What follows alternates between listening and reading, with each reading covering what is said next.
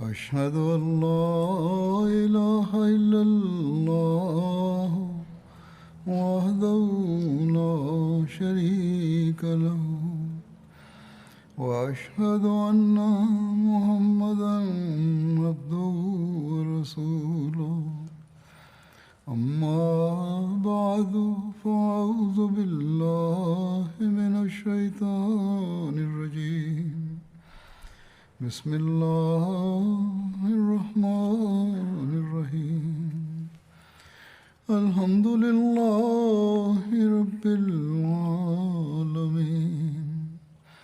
الرحمن الرحيم مالك يوم الدين إياك نعبد وإياك نستعين اهدنا الصراط المستقيم صراط الذين أنعمت عليهم غير المغضوب عليهم ولا الضالين.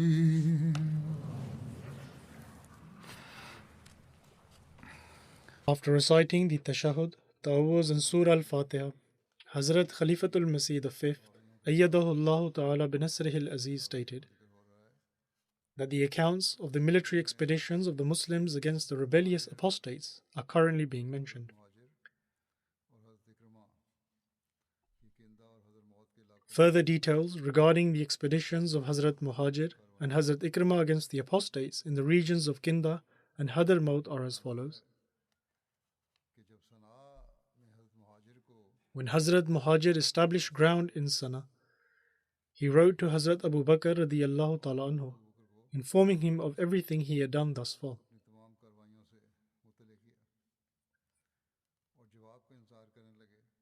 And while he was waiting for a reply, Muaz bin Jabal and various other governors from Yemen who had been serving in these positions since the time of the Holy Prophet, peace and blessings of Allah be upon him, also wrote to Hazrat Abu Bakr radiyallahu ta'ala anhu and sought permission to return to Medina.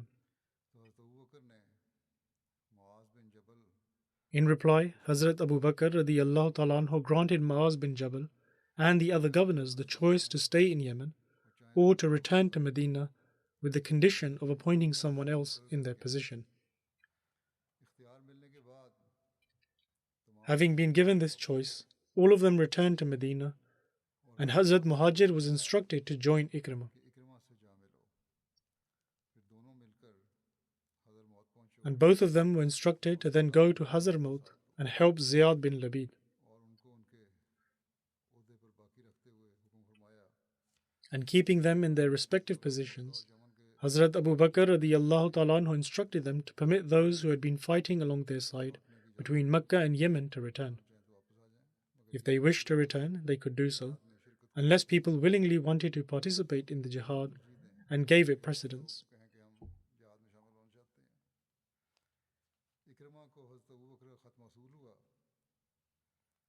Ikrimah received a letter from Hazrat Abu Bakr radiyallahu ta'ala anhu, and therein he was instructed to meet Muhajir bin Abu Umayyah, who was approaching from Sana. Following this, both of them were told to head towards to the tribe of Kinda. After receiving this letter, Ikrimah left Mahra and stayed in Abiyan, whilst waiting for Muhajir bin Abu Umayyah. Abiyan is the name of a township in Yemen, and in Tarikh at-Tabari, the following is recorded in relation to the expeditions against the apostates from the tribe of Kinda. It is said that prior to their apostasy, when the entire regions of Kinda and Hadramaut had accepted Islam, the Holy Prophet, peace and blessings of Allah be upon him, had stated the following with regards to collecting zakat from them. The Holy Prophet, peace be upon him, stated that some of the zakat collected from the people of Hadramaut should be kept in Kinda, and some of the zakat collected from the people of Kinda should be kept in Hadramaut. That is, it should be sent to Hadramaut and it should be spent on one another. Similarly, some of the zakat collected from Hadramaut should be kept in Sukoon, and some of the zakat from Sukoon should be kept in Hadramaut. Upon this, some individuals from Kinda stated that, O Messenger of Allah, peace and blessings of Allah be upon him, we do not have any camels, and so if you deem it appropriate, then these people can travel to us on their mounts and deliver the zakat. The Holy Prophet, peace and blessings of Allah be upon him, replied, in other words, to the people of Hadramaut, that if you are able to do so, then you may act accordingly. Upon this, they stated that we will consider it, and if they do not have any animals as mounts, then we will act accordingly. However, when the Holy Prophet, peace and blessings of Allah be upon him, passed away, and the time to collect the zakat approached, Ziyad called the people to him. And so they gathered around him, and Banu Waliya, that is, the people of Kinda, stated that you should deliver the zakat to us as you had promised the Holy Prophet, peace and blessings of Allah be upon him. And upon this, they replied that you have animals that can bear your burden, and so bring your animals and take the zakat. In other words, they refused to deliver the zakat themselves, and the people of Kinda remained firm in their demand. Thereafter, these people returned to their homes, and their stance had changed. They would take one step forward and then another step back, as it were. Since Ziyad was waiting for Muhajir, therefore he refrained from taking any action against them. In other words, he did not take any action against those who refused to offer zakat until Hazrat Muhajir had arrived. Hazrat Abu Bakr radiyallahu ta'ala anhu wrote a letter to Muhajir and Hazrat Ikrimah, instructing them both to set out for Hadramaut and to keep Ziyad upon his post. He told them that those living in the area between Mecca and Yemen should be given permission to return, except those who wish to take part in jihad by their own choice. And he also instructed that Ubaidah bin Saad should be sent to help Ziyad. Hence, Hazrat Muhajir implemented these instructions. He set out from Sana towards Hadramaut, and Ikrimah set out from Abyan towards Hadramaut. And they both met at a place called Ma'arib. Both individuals crossed Suhail Sahara, after which they reached Hadramaut.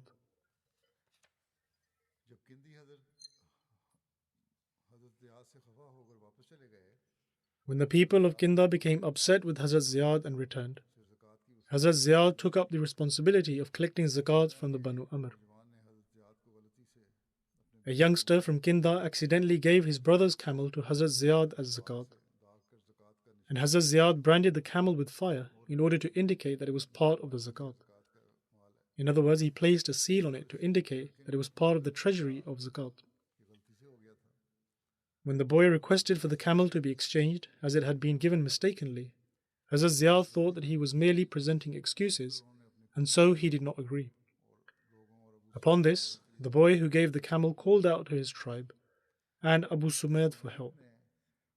When Abu Sumaid asked Hazrat Ziyad for the camel to be exchanged, Hazrat Ziyad remained firm upon his stance.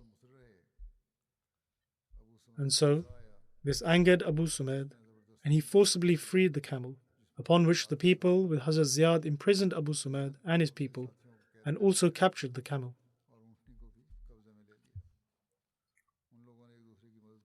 They called out to one another for help, as a result of which Banu Muawiyah came to support Abu Sumaid. The Banu Muawiyah belonged to Banu Haris bin Muawiyah and Banu Amr bin Muawiyah, which were branches of the Kinda tribe. They requested Hazrat Ziyad for the release of their people. However, Hazrat Ziyad refused to do so until they dispersed. Hazrat Ziyad stated that he would consider doing so once they had left. But when they did not disperse, Hazrat Ziyad leveled an attack against them, which resulted in many of their men being killed, whilst others fled. Upon returning, Hazrat Ziyad released their prisoners. However, those people returned and began preparing for war. Hence, Banu Amr, Banu Haris, Ashas bin Qais, and Simt bin Aswad returned to their fortresses and refused to offer zakat and became apostates.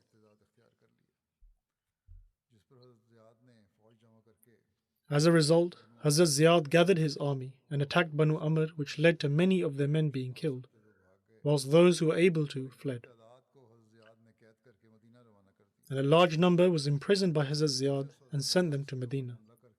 Along the way, Ashas and Banu Haris waged an attack on the Muslims, whereby they freed their prisoners from them. After this incident, many of the surrounding tribes joined these people and also announced their apostasy. Upon this, Hazrat Ziyad wrote a letter to Hazrat Muhajir seeking help, and Hazrat Muhajir appointed Hazrat Ikrimah as his representative, and then along with his men attacked Kinda. The people of Kinda fled to one of their fortresses called Nujair, which was another fortress located in Yemen near Hadramaut. There were 3 entrances to this fortress. Hazrat Ziyad lay siege to one, while Hazrat Muhajir encamped by the other, and the third remained under the control of the people of Kinda until Hazrat Ikrimah arrived, upon which he took over the third entrance as well. The armies of Hazrat Ziyad and Hazrat Muhajir comprised 500 Muhajirin and Ansar companions, along with other tribes.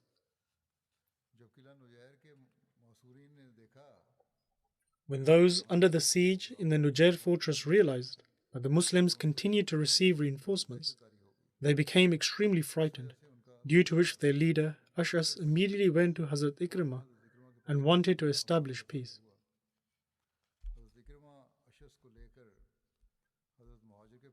Hazrat Ikrimah took Ashas to Hazrat Muhajir, and Ashas sought refuge for himself and 9 others on the condition that he would open a door to the fortress for the Muslims. And so, Hazrat Muhajir accepted this condition. When Ashas wrote the names of those 9 people, he forgot to write down his own name out of haste and due to his state of great fear. He then took what he had written to Hazrat Muhajir, who endorsed it with his seal.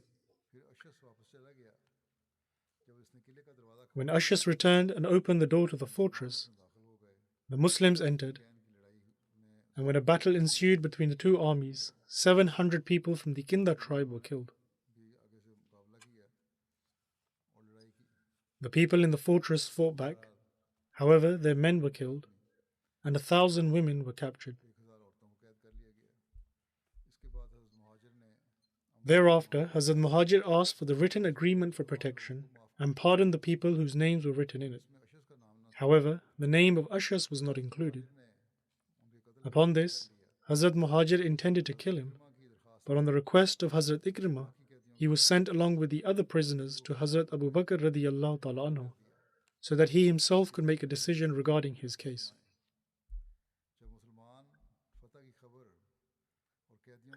When news of the Muslims' victory along with the prisoners reached Hazrat Abu Bakr radiyallahu ta'ala anhu, he sought out Ashas and stated that you were deceived by the Banu Waliya, and they are not such that you could deceive them, and nor did they deem you capable of doing so. They were ruined and caused your ruin as well. And do you not fear that you are among those whom the Holy Prophet, peace and blessings of Allah be upon him, prayed against? The Holy Prophet, peace and blessings of Allah be upon him, had cursed 4 leaders of the Kinda tribe who had accepted Islam alongside Ashas, but then later became apostates. Hazrat Abu Bakr radiyallahu ta'ala anhu stated that, "How do you think I will treat you?" Upon this, Ashas replied that, "I do not know what you intend to do." Hazrat Abu Bakr radiyallahu ta'ala anhu stated that, "I believe that you should be killed." Ashas replied that, "I am responsible for making a settlement that saved the lives of 10 people from my tribe. Therefore, how am I deserving of death?" Upon this, Hazrat Abu Bakr radiyallahu ta'ala anhu stated that, "Did the Muslims entrust you with this matter?" He replied in the affirmative. Hazrat Abu Bakr radiyallahu ta'ala anhu then stated that, "When they entrusted this matter to you and you came to them, did they give you a seal of approval?" Again he replied in the affirmative. Hazrat Abu Bakr radiyallahu ta'ala anhu then stated that the resolution detailed in the documents becomes mandatory once it bears the seal of approval. Before that, you were merely trying to negotiate. When Ashas became fearful for his life, he submitted that if you perceive even a speck of goodness in me, then please free these prisoners and pardon my mistakes and accept me into the fold of Islam. He further stated that treat me as you would any other person in my situation, and also return my wife to me.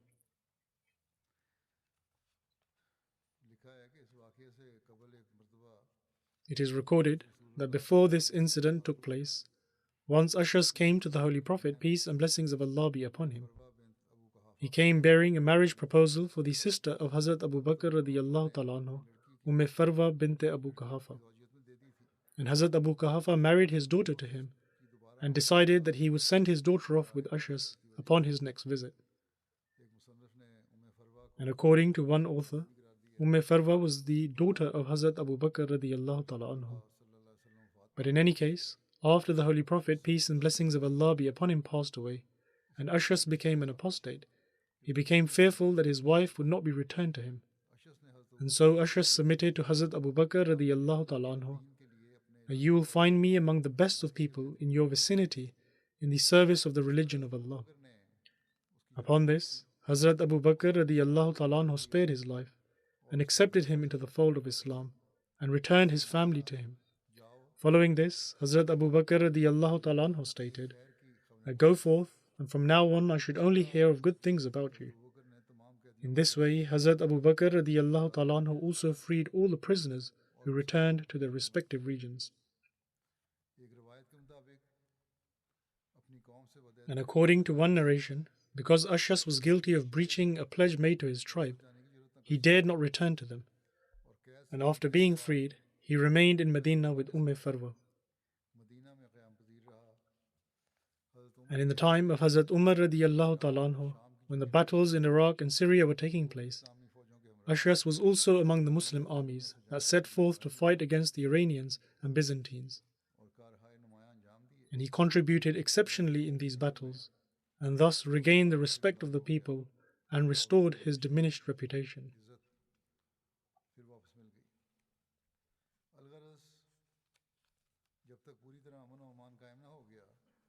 Thus, until peace and security were not established, and the Islamic government was not firmly re-established, Hazrat Muhajir and Hazrat Ikrimah remained in Kinda and Hadramaut. These were the last battles fought against the rebellious apostates.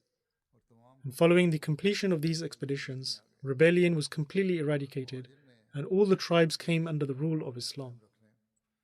And to maintain peace and security in that region, and to utterly subdue any and all means that would give rise to rebellion, Hazrat Muhajir employed the same strict measures he had demonstrated in Yemen.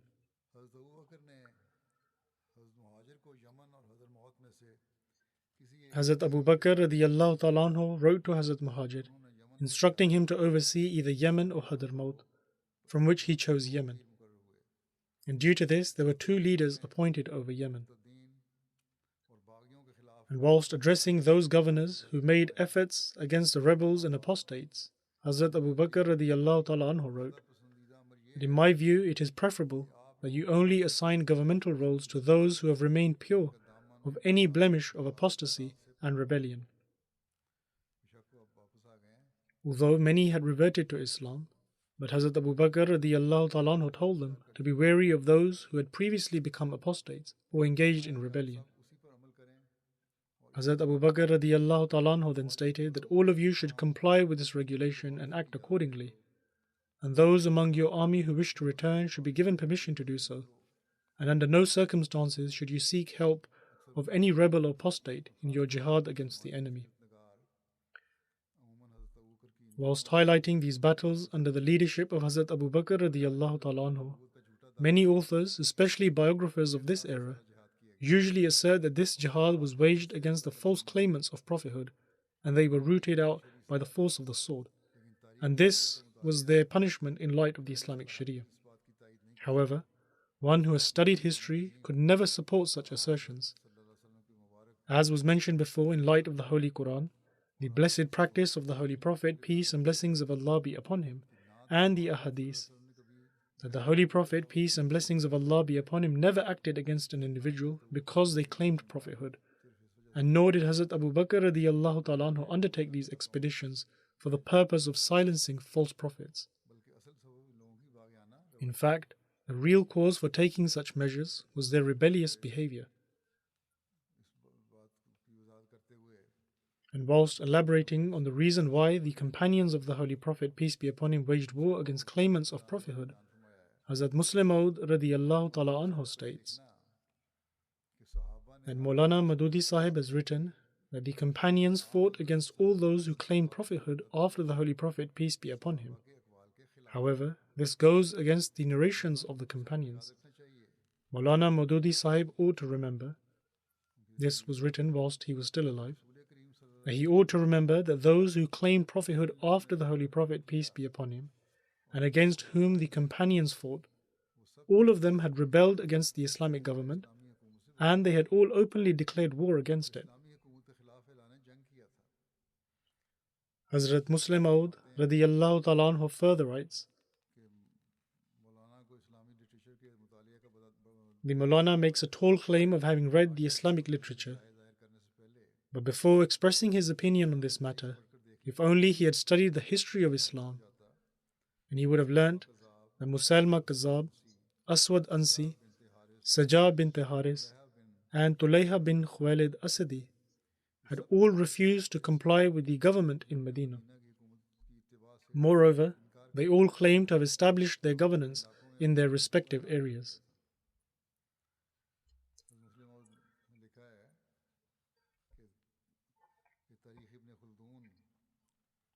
Hazrat Muslim Maud radiyallahu ta'ala anhu further writes, if he had carefully read Tarikh Ibn Khaldun, it would have been evidently clear that his, i.e. Maulana Sahib's view was wrong. For it is written in Tarikh Ibn Khaldun that news of the apostasy of all the Arabs, whether it was the general population or the prominent people, began to reach Medina. And it was only the Quraysh and the Saqif tribes that did not fall prey to apostasy. And the issue of Musailma escalated greatly, and that they and Asad's tribe pledged their obedience to Tulayha bin Khuwailid. The Ghatfan tribe also apostatized, and Hawazin tribe stopped paying the zakat, and the chiefs of the Banu Salam also became apostates. And the various leaders who had been appointed by the Holy Prophet, peace and blessings of Allah be upon him, in Yemen, Yamama, Bani Asad, and similarly in various other towns and cities, returned and stated that all of the Arabs had refused to show obedience. Hazrat Abu Bakr radiyallahu ta'ala anhu waited for Usama to return, and then he would fight against them. However, the tribes of Abbas and Zubiyan quickly went and encamped in Abrak, which was close to Medina. Similarly, other people encamped in Zulqassa, and some of the people from the Bani Asad and Bani Kanana also joined them. They all sent delegations to Hazrat Abu Bakr radiyallahu ta'ala anhu and set out their demand that they were willing to only accept his commandments pertaining to prayer. In other words, all of these people gathered around Medina and stated that they were willing to comply with the commandment of prayer, but they would not pay the zakat. However, Hazrat Abu Bakr radiyallahu ta'ala anhu refused this demand of theirs. Hazrat Muslim Maud radiyallahu ta'ala anhu further writes that from this reference it is clear that the people who the companions fought against were those who rebelled against the government, and they refused to pay the tax and attacked Medina. They all gathered around Medina and threatened to attack if their demands were not met. And during the lifetime of the Holy Prophet, peace and blessings of Allah be upon him, Musailma wrote to the Holy Prophet, peace be upon him, in which he stated that he had been commanded that half of the Arab land was his and half of the Quraysh. And after the demise of the Holy Prophet, peace be upon him, he expelled Sumama bin Usal, who had been appointed as the governor of Hajar and Yamama, and instead became the governor of that area himself and attacked the Muslims. He also captured two companions who had come from Medina, Habib bin Zayd and Abdullah bin Wahab, and forced them to accept his prophethood. This has been mentioned before as well, that out of fear, Abdullah bin Wahab complied with what he said. However, Habib bin Zayd refused to accept. Following this, Musailma cut him limb by limb and burnt him.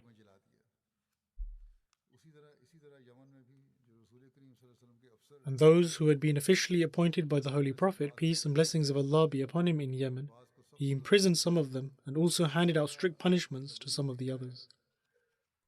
Similarly, At-Tabari has written that Aswad Ansi also rebelled and began to give trouble to those who had been officially appointed as governors by the Holy Prophet, peace be upon him.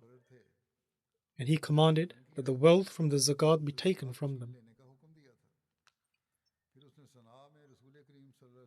He also attacked Shahr bin Bazan in Sana, who had been appointed as the governor of the city by the Holy Prophet, peace and blessings of Allah be upon him. He killed many Muslims, ransacked the area, killed its governor, and then married his Muslim wife against her will. The Banu Najran also rebelled, and they joined Aswad Ansi, and they expelled 2 companions from their area, Amr bin Hazm and Khalid bin Sa'id.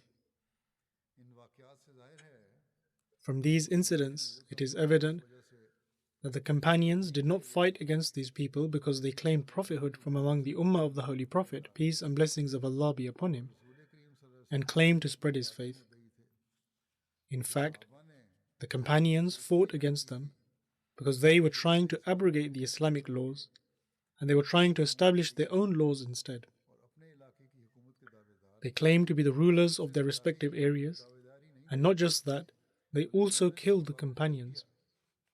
They attacked the Muslim lands, and they rebelled against the existing government, and they announced to be completely free and independent. Hazrat Muslim Maud radiyallahu ta'ala anhu further writes that thus, in light of these events, for Maulana Mududi Sahib to say that all of the companions fought against those who made claim to prophethood is completely untrue. If someone claimed that the noble companions considered the killing of humans lawful, then would this view be justified simply because Musailma Kazab and Aswad Ansi were also humans? Hazrat Muslim Maud radiyallahu ta'ala anhu further writes that those who misrepresent Islamic history are not rendering any service to Islam. And if their objective is to truly serve Islam, then the truth should be given the utmost importance, and they ought to completely refrain from falsehood and from misrepresenting the historical incidents.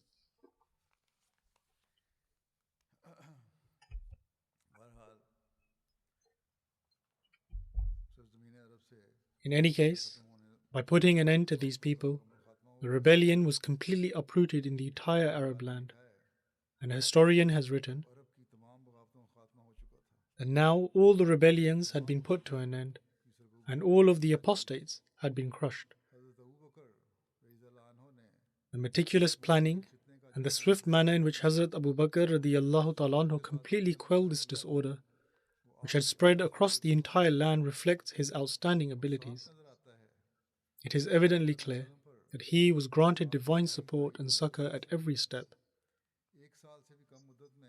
To subdue the disorder from the apostates and rebels, and to re-establish the authority of Islam in the Arab land in just less than a year, was indeed a remarkable feat. Hazrat Abu Bakr radiyallahu ta'ala anhu was extremely happy at the victory of Islam, but there was not a single trace of any pride or arrogance in this happiness. This is because he knew that everything happened owing to the blessings of Allah and through His benevolence. Hazrat Abu Bakr radiyallahu ta'ala anhu knew that he did not possess the power to be able to defeat the powerful armies of the apostates across the entire Arab land with just a handful of Muslims, and thereby raise aloft the flag of Islam once again with all its glory and grandeur. Hazrat Abu Bakr Siddiq radiyallahu ta'ala anhu was now faced with the task of what measures to take in order to strengthen the faith of Islam and enable it to reach its lofty heights. The sole objective of Hazrat Abu Bakr Siddiq radiyallahu ta'ala anhu's political endeavors was to establish the authority of Islam, and this desire would remain in his heart and mind in every moment of his life. After putting an end to the rebel apostates, Everyone was now convinced that no mischief maker could now stand against the Khalifa of the Messenger, peace and blessings of Allah be upon him.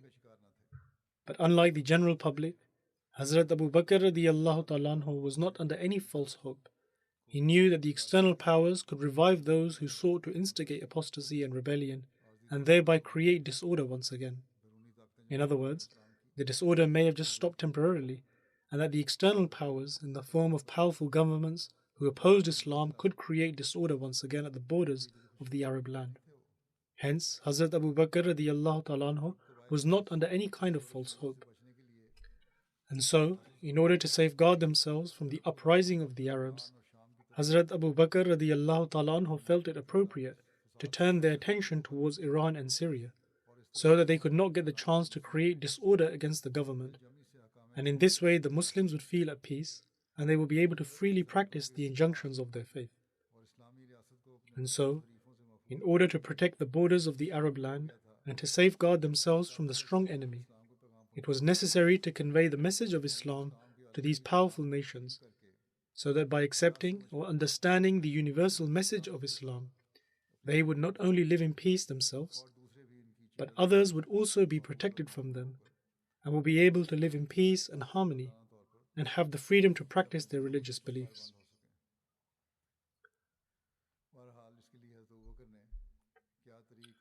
Regarding the method and wisdom Hazrat Abu Bakr radiallahu ta'ala anhu employed for this, it is written in a book of history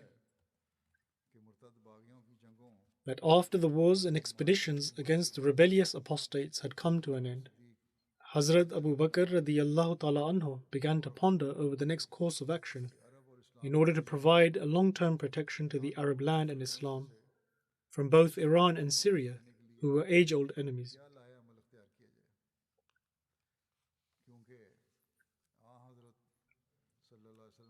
Because even during the blessed life of the Holy Prophet, peace and blessings of Allah be upon him, both of these powers wanted to make the Arabs subordinate to them. And upon the demise of the Holy Prophet, peace and blessings of Allah be upon him, when the flames of apostasy and rebellion in many areas and tribes impacted the government in Medina, both these powers had a hand in instigating this in many of those areas. And taking advantage of this situation, the forces of the Byzantine Emperor began to gather in Syria, and the Iranian forces gathered in Iraq. Therefore, it was not possible that Hazrat Abu Bakr radiallahu ta'ala anhu, whose first action in obedience to the Holy Prophet, peace be upon him's blessed instruction, was to send Hazrat Usama's army against the Byzantines, would remain without any fear or concern from these cruel and oppressive powers. However, before Hazrat Abu Bakr radiallahu ta'ala anhu could even present his plan of action before the people, he received news that Hazrat Musanna bin Harisa, who had helped to subdue the rebellious apostates in Bahrain, he along with his men was heading north towards Iraq along the coast of the Persian Gulf. Eventually they reached those Arab tribes who had settled on the delta areas of the Euphrates and Tigris rivers. Hazrat Musanna bin Harisa belonged to a tribe of Bahrain called the Bakr bin Wail tribe.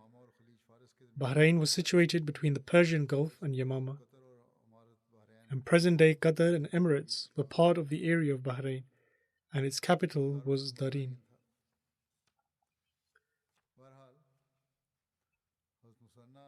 In any case, Hazrat Musanna bin Harisa had fought against the rebels along with Hazrat Ala bin Hazrami, and Hazrat Musanna was the chief of those people in Bahrain and its surrounding area who remained established upon Islam, and also over those who joined ranks with the Islamic armies to fight against the rebels. Hazrat Abu Bakr radiallahu ta'ala anhu had not yet decided about the next steps when Hazrat Musanna reached Medina. Hazrat Musanna informed Hazrat Abu Bakr radiallahu ta'ala anhu about the situation of the tribes that had settled around the delta of the Euphrates and Tigris rivers. He informed Hazrat Abu Bakr radiallahu ta'ala anhu that they were being subjected to harsh treatment by the locals of the area. The Arabs were mainly farmers in that area, and when the crops would be ready for harvest, the locals would loot them. And so Hazrat Musanna bin Harisa suggested to send a Muslim army in order to save the Muslims from this trial. Hazrat Abu Bakr radiallahu ta'ala anhu sought advice from the companions that were in Medina and presented Hazrat Musanna bin Harsa's advice before them.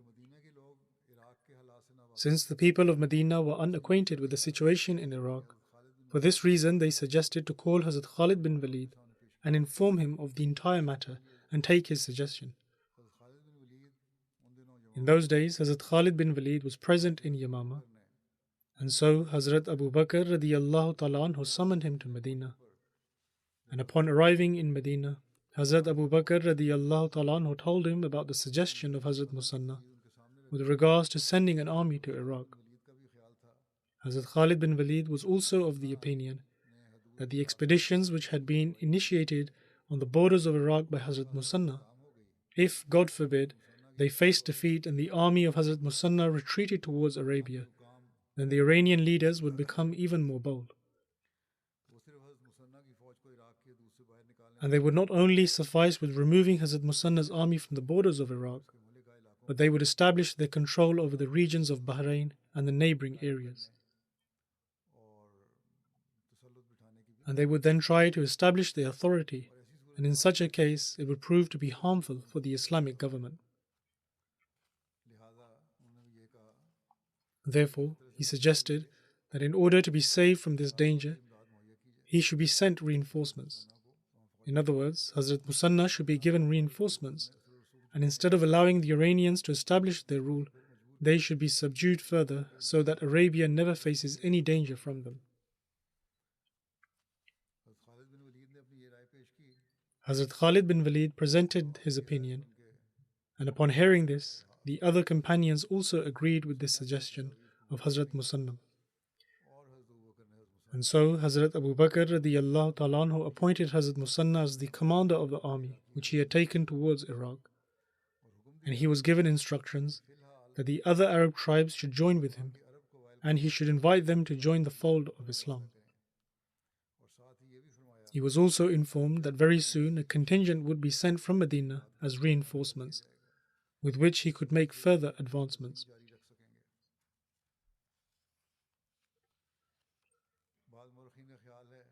However, some historians are of the opinion that Hazrat Musanna never went to Medina to ask for reinforcements, and nor did he meet with Hazrat Abu Bakr radiallahu ta'ala anhu. In fact, he took his army to the Delta area and advanced far ahead, and he came across the army of Hurmuz, the Iranian commander-in-chief. At the time, Hurmuz commanded the army on the borders, and he was given the highest rank possible to any citizen by the Chosroes. A battle between the armies of Hazrat Musanna and Hurmuz was underway when Hazrat Abu Bakr radiallahu ta'ala anhu received news of the events. At the time, Hazrat Abu Bakr radiallahu ta'ala anhu was unaware of who Hazrat Musanna was.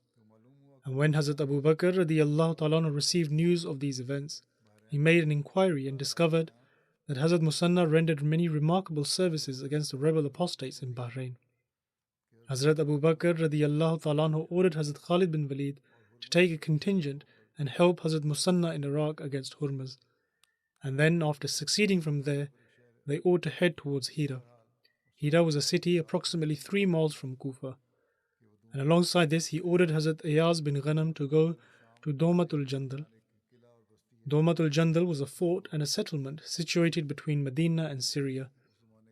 And according to the mode of transport in those days, it was at a distance of approximately 15 to 16 days' travel. And having crushed the apostate rebels there, he was also ordered to go to Hira. Hazrat Ayaz bin Ghanam was a companion of the Holy Prophet, peace and blessings of Allah be upon him, and he accepted Islam prior to the Treaty of Hudaybiyah and was also part of it. When Hazrat Abu Ubaidah was close to his demise, he appointed Hazrat Ayaz as the governor of Syria after him, and Hazrat Umar radiallahu ta'ala anhu kept him on this position and stated that I will not change the governor who was appointed by Hazrat Abu Ubaidah.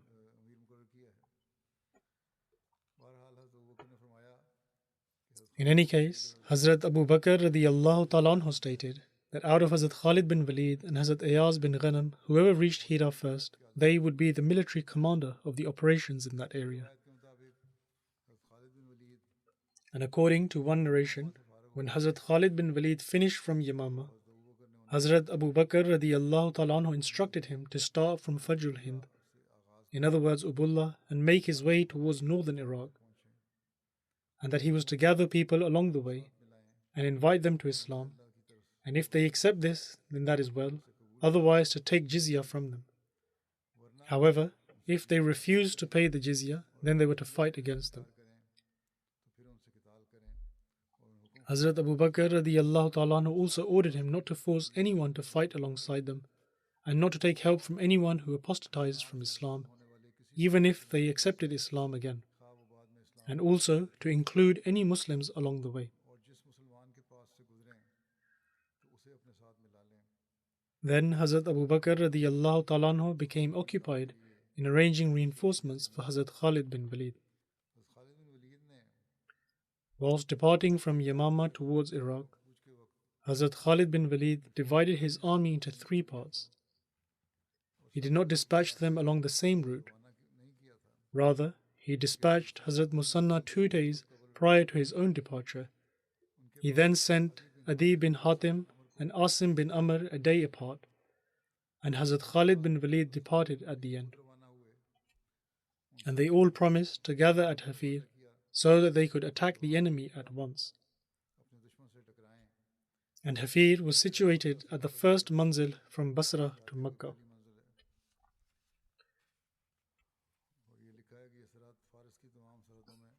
And it is stated that all of the frontiers of the Persian Empire, Hafir was considered the most illustrious and magnificent frontier with regards to its strength, and it was governed by Hurmuz. The commander-in-chief of this area not only contended with the Arabs on land, but also faced danger from the people of India by way of sea. In any case, the numbers in Hazrat Khalid's army were very small, and the reason for this is that firstly, majority of the army had already participated in the Battle of Yamama, and secondly, Hazrat Abu Bakr radiallahu ta'ala anhu had commanded that if anyone did not wish to partake in the campaigns in Iraq, they were not to be forced. Alongside this, Hazrat Abu Bakr radiallahu ta'ala anhu issued a very important instruction, which was that they were not to include any person who had apostatized from Islam, even if they had returned to Islam, until he obtained special permission from the Khalifa. Hazrat Khalid bin Walid wrote to Hazrat Abu Bakr radiallahu ta'ala anhu for further reinforcements, but he only sent one man to assist them, Hazrat Kaka bin Amr. People were perplexed and asked that you are sending only one man to assist him, whereas a large part of Hazrat Khalid's army has become separated from him. Hazrat Abu Bakr radiallahu ta'ala anhu replied that the army which comprises of a person like Kaka, that army cannot be defeated.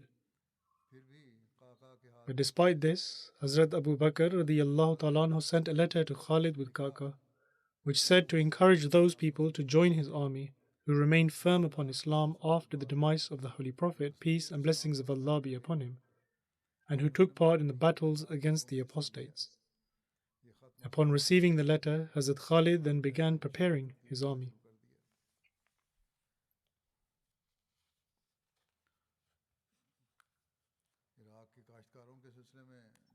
Then, with reference to the instructions of Hazrat Abu Bakr radiallahu ta'ala anhu about the farmers of Iraq and the wisdom behind it, it is written that the Arabs would work as farmers in Iraq, but when the crops would be ready, the Arabs would receive very little of the produce. A majority of the produce would go to the Iranian farmers who owned the land. These landowners would inflict severe cruelty upon the poorer Arab farmers and would treat them worse than slaves. Hazrat Abu Bakr radiallahu ta'ala anhu ordered his commanders in Iraq not to harm the Arab farmers in battle, and nor should they be killed nor taken captive. In short, they should not be mistreated in any way, because they were also Arabs like them and had been subjected to torture and persecution by the Iranians. And they should be made to feel that with the establishment of the Arab government, their days of suffering persecution were coming to an end, and now that their fellow brethren had established governance, and they would be able to live under true justice, impartiality, and complete equality. This wise governance of Hazrat Abu Bakr radiallahu ta'ala anhu benefited the Muslims greatly and created ease along the way to victory. This was because they were no longer afraid of attack from the rear during their advancements, which would block their pathway. When Hazrat Khalid bin Walid set up camp in Libaj, Hazrat Musanna was present with his army in Khafan. Libaj was a place between Yamama and Basra, and Khafan was a place near to Kufa. Hazrat Khalid wrote a letter to Hazrat Musanna for him to come to him, and also sent him the letter in which Hazrat Abu Bakr radiyallahu ta'ala anhu instructed Hazrat Musanna bin Harsa to obey Hazrat Khalid.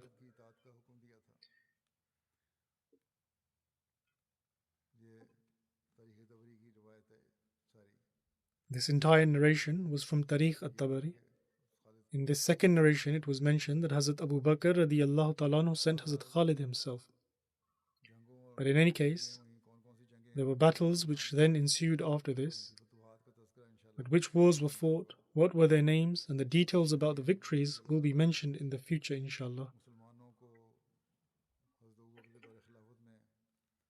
And also the wars during the era of Hazrat Abu Bakr radiyallahu ta'ala anhu's Khilafat, in which Allah the Almighty enabled the Muslims to fight against the Persians in the area of Iraq, and also the accounts about their victories will be mentioned in the future, inshallah.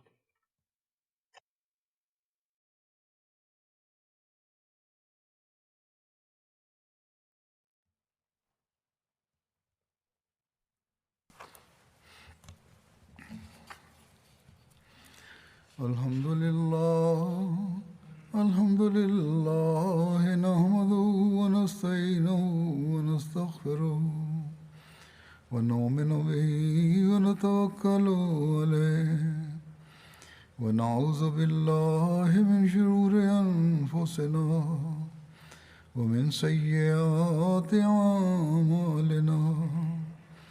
من يهده الله فلا مضل له ومن يضلل فلا هادي له ونشهد أن لا إله إلا الله ونشهد أن محمدا عبده ورسوله عباد الله رحمكم الله إن الله يأمر بالعدل والإحسان إن الله يأمر بالعدل والإحسان وإيتاء ذي القربى وينهى عن الفحشاء والمنكر والبغي يعظكم لعلكم تذكرون اذكروا الله يذكركم وادعوه يستجب لكم ولذكر الله